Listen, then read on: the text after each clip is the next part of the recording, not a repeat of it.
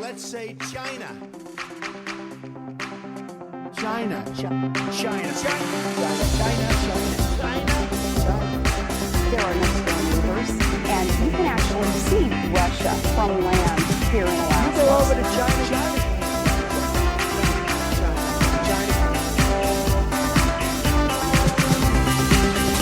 I did not have sexual relations with that woman.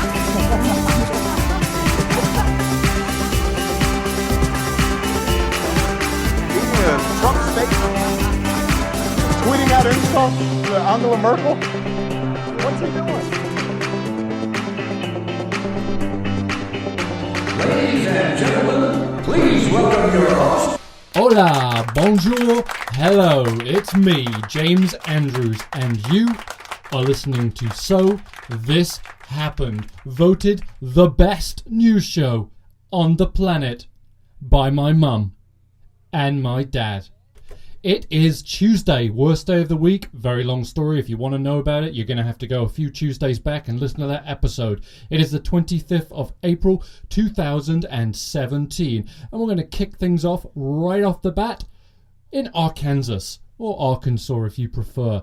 Arkansas, the natural state. Well, today they officially changed their state motto from the natural state to the Dharma state, with their insistence that they execute so many men, 2 last night in fact, before the chemicals that they use to perform the execution expires at the end of April. Way to go, Arkansas. Maybe the forward state, the future state, the compassionate state, any of these would fit you, wouldn't they? Jesus Christ. Arkansas, ladies and gentlemen. Arkansas. And in a strange take on Bring Your Daughter to Work Day, Donald Trump instituted the Make Your Daughter Do the Work Day when he sent Ivanka to Germany today to participate in the W20 summit over there. Now, I'm going to play the audio for you because it's really, really funny. Ivanka went there essentially to make it seem that her dad's not really that bad. She started off talking about the US being one of the few countries in the world that doesn't really support women for paid leave, when maternity leave, etc. That's fine. True. But then she went on to say how her dad actually really cared about women, and it didn't go over very well. Here's Ivanka. Sadly, the United States is one of the only countries in the world, the only developed country in the world, that doesn't have a paid leave policy for the benefit of families. So that is something I'm very, very proud of my father's advocacy. Long before he came into the presidency, but during the campaign, including in the primaries, he's been a tremendous champion of supporting families and enabling them to thrive in the new reality of... You hear the reaction from the audience, so I need to address one more point. Some attitudes towards women your father has publicly displayed in former times might leave one questioning whether he's such an empowerer for women. How do you relate to that? Or are things changing? Or what's your comment on that? I've certainly heard the criticism from the media, and that's been perpetuated.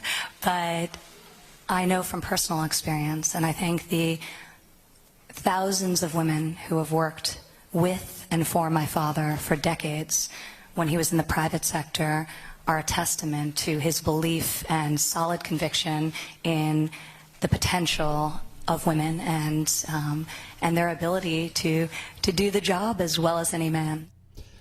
Well, that's nice, isn't it, Ivanka? The more she talks, the more she appears, the more it begins to seem that she is just her dad in a dress.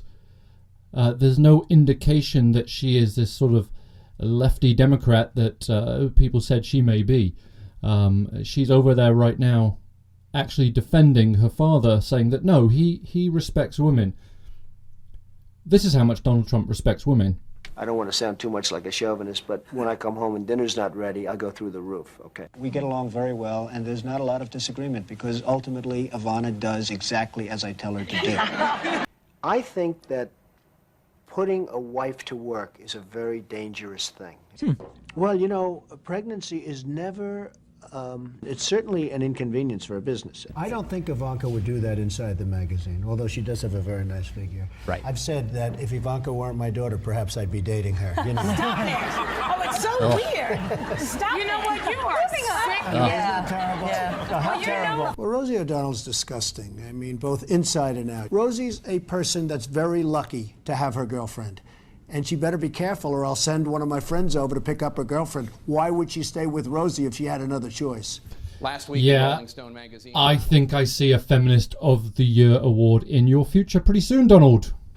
And that's a strange thing about being a politician, or being a pretend politician today, isn't it? Everything that you've ever said, it's right there on YouTube, on Facebook, on Twitter. You can never take it back. So all these comments that Donald Trump has made about women, he can't take those back. And Ivanka, you can spin it any way you want by saying, oh, the media, yeah, they like to twist it. Well, that was your dad talking, and you literally cannot twist those words. It's what the man said. You know, we don't even going to get into the whole "oh, grab her pussy" comments, right? Because that's been overplayed way too many times. I don't want to even get there. We all heard that. So there's no way. There is literally no way you can defend Donald Trump as being a friend to women. You just can't. It is absolutely impossible. And ladies and gentlemen, mark your calendars, the 25th of April 2017. Today, Donald Trump, not being satisfied with making trouble down in Mexico way, has decided to turn his attention north. That's right, to Canada. Oh, Canada. Today, the Trump administration imposed a 20% tariff on lumber coming into the United States from Canada, and they are claiming that this will add billions of dollars to the United States Treasury. They're also claiming that this will bring jobs back to American lumberjacks. I know, Monty Python, right? Every time you say lumberjack, I'm a lumberjack and I'm okay, I work all night and I sleep all day, every time. But when asked about that, they don't actually know how many lumberjacks, men who cut down trees, they don't know how many men who cut down trees it's going to bring back to work. And Wilbur Ross, who he's an American investor, but he's also now the 39th US Secretary of Commerce for Donald Trump, for the Trump administration, gave a press conference today, and I'm going to play a little bit of it, but I'm probably just going to cut it off, because if you could picture somebody called Wilbur, this man sounds and looks exactly how you would imagine somebody called Wilbur to look and sound. So, without further ado, here's Wilbur. Thank you, Sean. The action we took last night is actually the culmination of a couple of decades of disputes between the United States and Canada. What's provoked the disputes is the following. In Canada, the forests are owned by the individual provinces, and each of the provinces sets a charge for the loggers to use when they're taking trees down. In the U.S., it's all open market, it's all market-based prices. So the provinces subsidize the cutting down of lumber, this technical term being stumpage, and then that lets them charge a subsidized low price when the product hits the U.S. border. We have determined preliminarily that those problems, while they vary from one province to another... Make it stop! Oh my God. I have never heard anybody that drones on so much as you, Wilbur. And also, goddamn you, Canada, how dare you? And on a side note, if the price on Labatt's beer goes up, I'm going to be really, really pissed off. And now, Trump Vader is at the window of the studio. Come in, mate. Hey, come on in. How you doing? Oh, he's looking rather good, actually. Triumphant. You have a tweet to read. All right, he's very excited, so he's just going to run right up to the mic. Breaking news. Okay, he said, Trump Vader says that he has breaking news in his tweet today. So here we go. Trump Vader with breaking news in his tweet. Canada has made business for our dairy farmers in Wisconsin and other border states very difficult. We will not stand for this. Watch. Wow, Trump Vader, tough words indeed. Don't tell him we were just talking about Canada and US relations. It will really upset him, okay? What? No, I wasn't saying anything. I was just talking to the lovely people listening to this. You're talking, obviously, about the what you call the unfair dairy prices between Canada and the US. A terrible, terrible deal. Yeah, no, it's shocking, Trump Vader. Absolutely shocking. Well, listen, thanks very much. Let's give him his round of applause.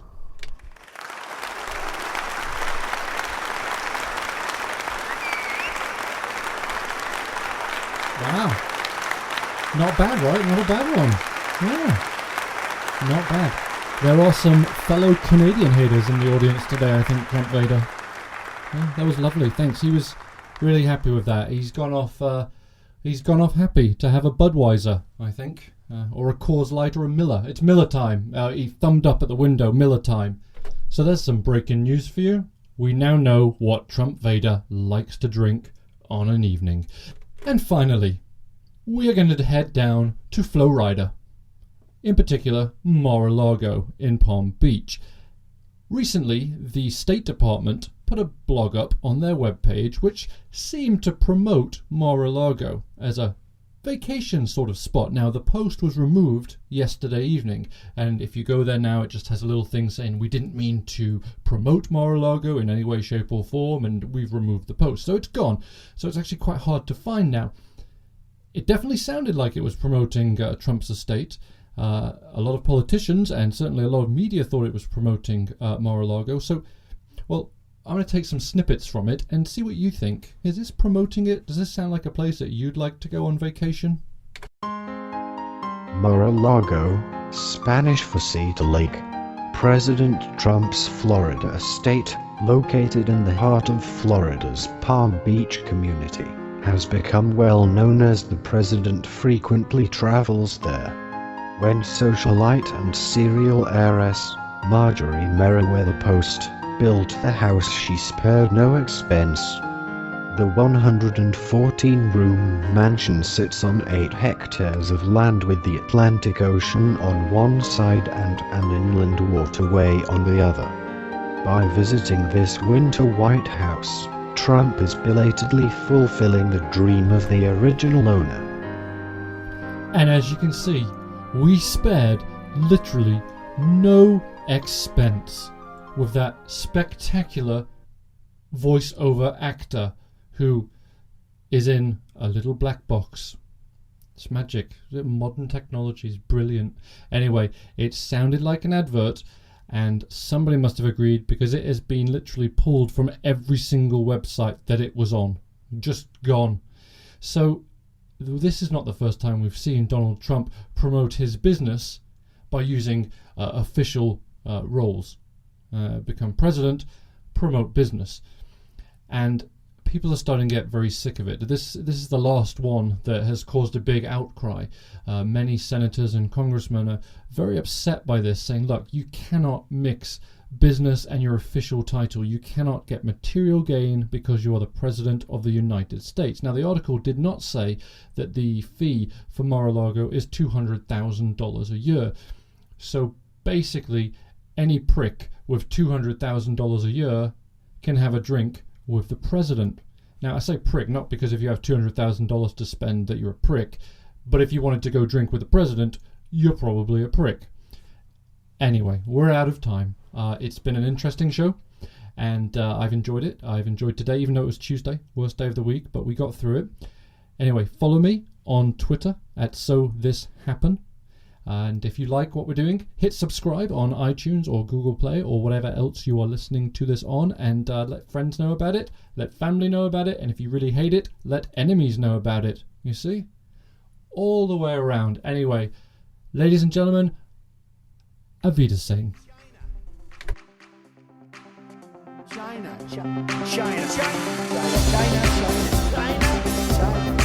There are no stone movers, and you can actually see Russia from land.